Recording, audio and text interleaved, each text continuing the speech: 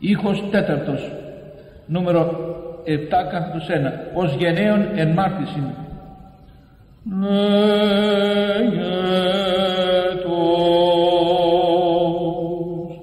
Από φυλακής πρωίας μέχρι νυχτός, από φυλακής πρωίας, ελπισάτο Ισραήλ επί των Κύριων, ως γενναίων εν μάρτυσιν, αθλοφόρε Γεώργιε, συνελθόντες ημέρων εφημούμεν σε, ότι των δρόμων τετέλεκας την πίστην τετήρικας και δέξω εκ Θεού τον της νίκης σου στεφανών, ον οικέτευε εκθορός και κινδύνων λυτρωθήνε τους εν πίστη